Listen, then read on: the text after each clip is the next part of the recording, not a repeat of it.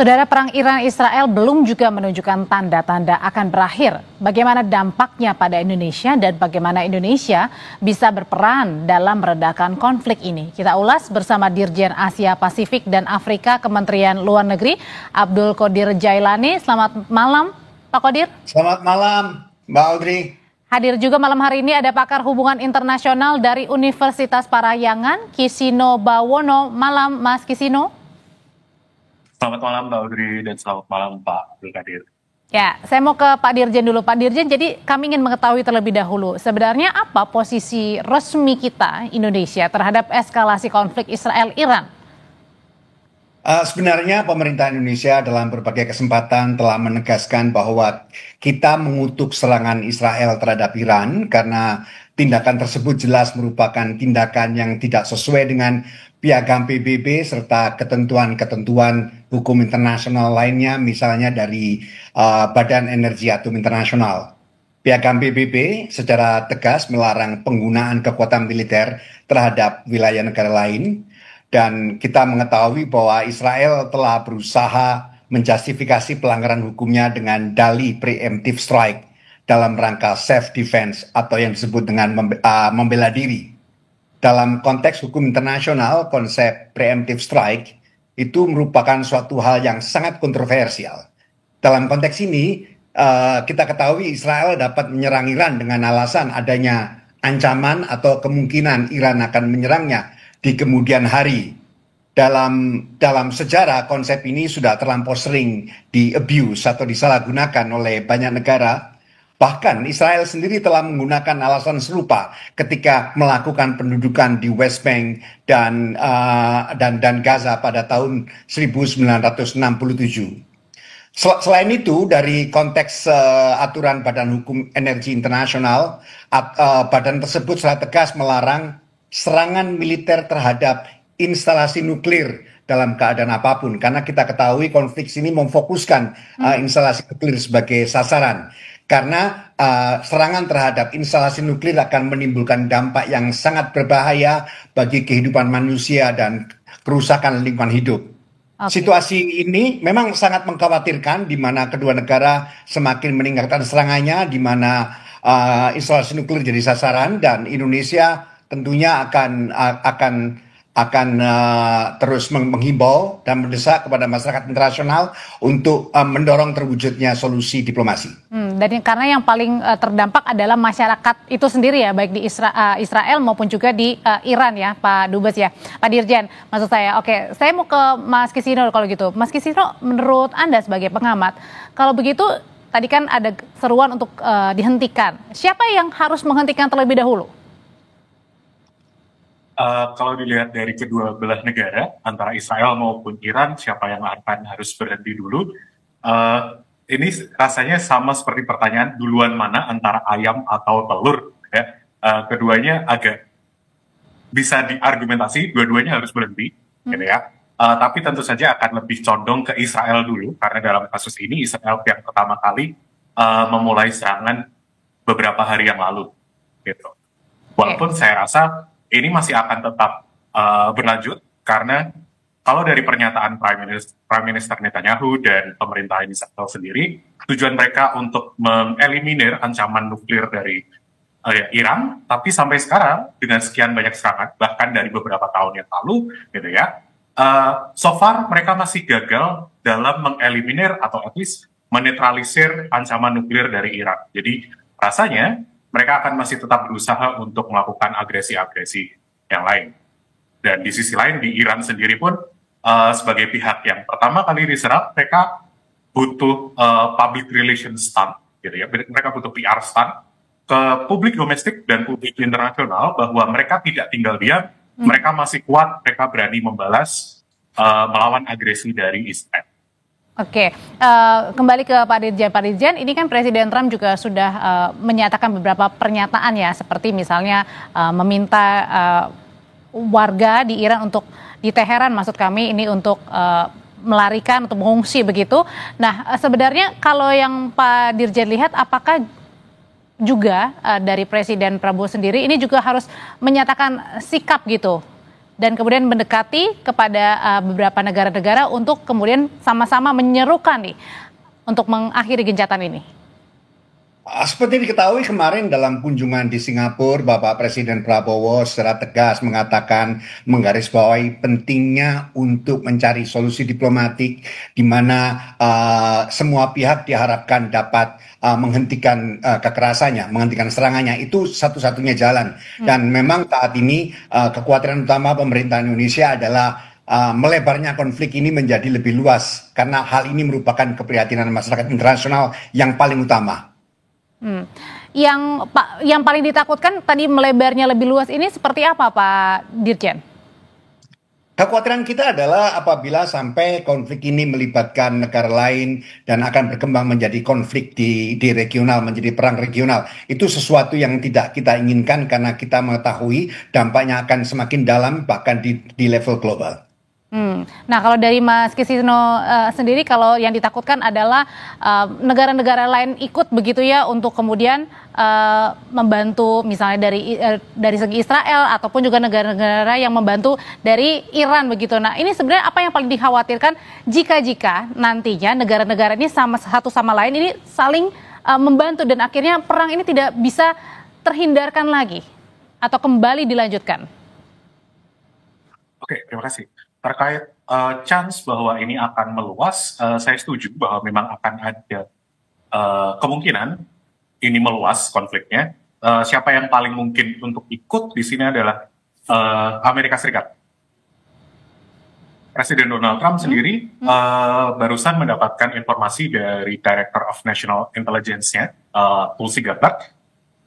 Dia mendapatkan laporan bahwa sebetulnya menurut intelijennya, Iran masih jauh dari kemampuan untuk membuat senjata nuklir. Namun, Presiden Trump sendiri menggunakan prerogatifnya menyatakan bahwa dia merasa bahwa Iran sudah cukup dekat dengan senjata nuklir. Quote Presiden Trump, I think, menurut Presiden Trump, Iran itu sudah very close to having a nuclear weapon. Di sini, kemungkinan dilemanya adalah kita lihat di domestik Amerika Serikat dalam pemerintahan Presiden Trump, apakah kemudian birokrasinya, kementeriannya, agensi-agensinya setuju untuk kemudian ikut Israel untuk berperang di Iran atau tidak. Karena so far masih ada tarik ulur antara ada yang pro maupun ada yang anti. Dan dukungan terhadap tidak ikut perang di Iran itu nampaknya beberapa yang saya baca itu cukup bipartisan, gitu sih. Jadi ini artinya masih belum ditentukan ya apakah akan ikut atau enggak ya? Ya, sebagai sebuah negara besar, Amerika yang paling mungkin untuk ikut perang, cuma ini masih tergantung dari domestik dari Amerika Serikat itu sendiri. Termasuk juga Mas Kisino kalau tidak salah ini baru-baru ini juga Presiden Trump berbicara melalui telepon dengan Benjamin Netanyahu begitu. Kira-kira pada saat itu apa yang dibicarakan? Mas Kisino? Saya sendiri belum membaca apa yang diobrolkan oleh Presiden Trump dengan Prime Minister Netanyahu, tapi kemungkinan besar ini terkait dengan bagaimana Amerika Serikat bertindak atau merespon serangan Israel terhadap Iran. Secara umum mereka pasti akan mendukung Israel. Cuma seberapa bentuk dukungannya, seberapa jauh itu yang masih harus ditunggu. Oke, Pak Dirjen, sebenarnya langkah diplomatik apa sih yang perlu kita ambil kalau kemarin memang Pak Presiden sudah mengumumkan sikap kita. Nah, tapi langkah diplomatik seperti apa yang harus kita ambil untuk bisa mendorong menurunkan eskalasi konflik Israel-Iran ini?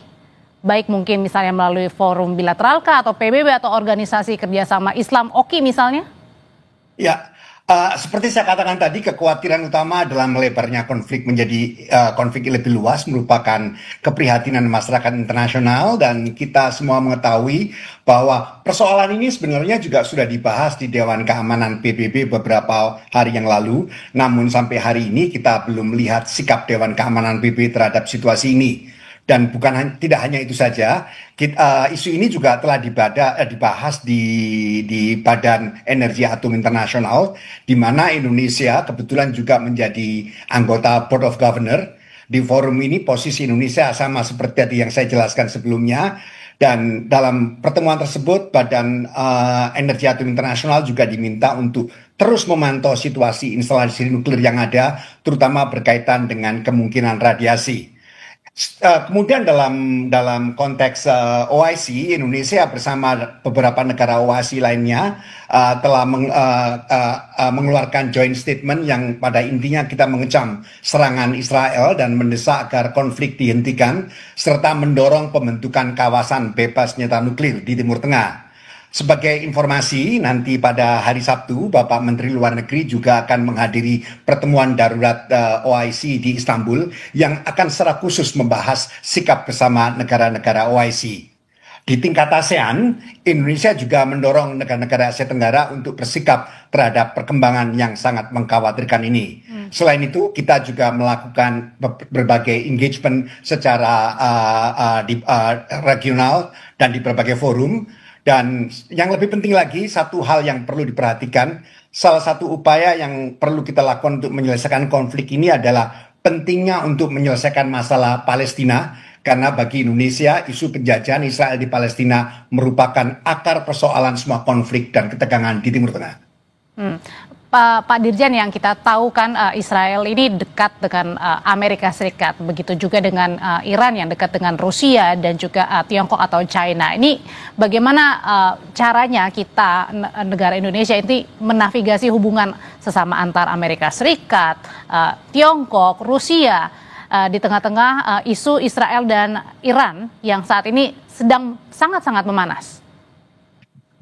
Memang kita mengetahui bahwa tantangan utama politik luar negeri Indonesia saat ini adalah bagaimana kita menavigasi sesuai prinsip bebas aktif di antara semua persaingan great powers yang ada, dan bagaimana kita mencari strike balance. Dan dapat dipastikan apa yang terjadi pada saat ini akan semakin memperuncing rivalitas ini dan dinamika ini. Dan yang lebih penting lagi, kita juga mengkhawatirkan konflik ini dapat menimbulkan ramifikasi global, terutama apabila konflik meluas. Hal ini terjadi karena paling tidak situasi ini akan menimbulkan gangguan pasokan energi dunia, karena kita ketahui bahwa semakin melebarnya konflik dapat mengakibatkan penutupan Selat Hormuz misalnya, yang sangat vital bagi pasokan minyak dunia. Sekedar informasi, 20% dan bahkan mungkin lebih perdagangan minyak dunia itu melewati Selat Hormuz. Seingat saya, kalau tidak salah, setiap hari sekitar 17 hingga 20 juta barel minyak mentah melewati Selat Hormuz, dan perdagangan global untuk LNG juga melewati Selat Hormuz. Apabila hal ini terus berlanjut, tentu saja ini akan membuat semakin kompleks pelaksanaan politik luar negeri ini, karena polarisasi global juga semakin kuat, dan situasi ini tentunya akan meningkatkan tantangan yang lebih besar bagi pelaksanaan politik luar negeri. Dan ini juga sudah mulai dirasakan ya dengan harga minyak yang naik ya, Pak Dirjen ya. Oke, kembali ke Mas Kisino kalau gitu. Mas Kisino, kalau Iran menyatakan bahwa serangan kami akan lanjutkan sampai Israel menyerah. Nah, ini gimana caranya untuk mencari penyelesaian supaya tidak berkelanjutan nih? Karena tadi sudah dideklar oleh Iran bahwa tidak akan berhenti sampai Israel menyerah. Oke, sayangnya gitu ya, rasanya ini masih akan tetap panas karena apa yang dilakukan Iran ini adalah bagian dari perpanjangan ideologi atau perpanjangan tujuan negara mereka sendiri. Republik Islam Iran didirikan dengan tujuan salah satunya untuk kemerdekaan Palestina. Bagaimana cara mereka memperjuangkan kemerdekaan Palestina adalah dengan menyerang Israel atau melawan Israel. Dan cara mereka dalam melawan Israel adalah apa? Ya, ketika mereka diserang, mereka juga melawan balik. Rasanya sementara concern khusus pada kemampuan nuklir Iran. Beliau sudah beberapa kali, paling tidak di 2010-an, bahkan di UNGA, sidang umum PBB, dia memberikan speech khusus meng-highlight bahwa Iran itu adalah salah satu ancaman dengan nuklirnya. Jadi rasanya kalau mau dilihat ya, Iran pasti akan tetap melakukan apa yang mereka anggap normal, apa yang mereka anggap mendekatkan mereka pada tujuan ideologis mereka. Jadi rasanya kayak susah. Dan ada pihak juga yang menduga-duga jangan-jangan ini ada perang dunia ketiga nih kalau misalnya Israel-Iran terus memanas. Betulkah hal demikian yang ditakutkan, Mas Kisino? Ketakutan untuk perang dunia ketiga itu adalah ketakutan yang sebetulnya cukup valid gitu ya. Bahwa kondisi dunia memang sedang tidak baik-baik saja. Kemarin kita ketambahan dengan India dan Pakistan konfliknya. Tapi secara umum saya masih merasa bahwa pemimpin-pemimpin dunia masih banyak yang cukup rasional. Mereka masih merasa bahwa perang, apalagi perang dunia, itu sebagai opsi yang sangat tidak ideal bagi mereka.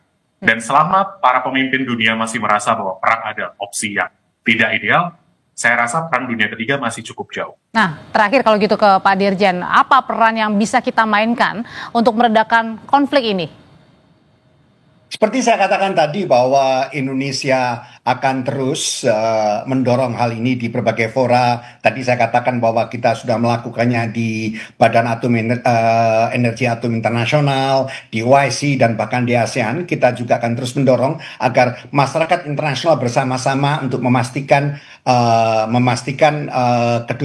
kedua belah pihak dapat menghentikan konflik ini. Memang tantangannya hal ini tidak mudah karena situasi sudah sangat pelik sekali. Tadi sudah dikatakan Dubes Iran sudah mengatakan bahwa mereka tidak menginginkan adanya mediator dan sebagainya karena situasi memang sudah sangat pelik. Tapi yang pasti adalah sekarang ini kita perlu menegaskan kembali posisi Indonesia. Pertama, ilegalitas serangan Israel terhadap Iran, dan kedua pentingnya untuk menghentikan kekerasan karena bagi Indonesia solusi diplomatik merupakan tetap pilihan yang terbaik. Pak Dirjen, terima kasih. Pakar atau pengamat hukum hubungan internasional UNPAR, Mas Kisino, juga terima kasih sudah berbagi pandangan mengenai perang yang masih terus terjadi antara Israel dan juga Iran. Terima kasih, selamat malam Bapak-Bapak.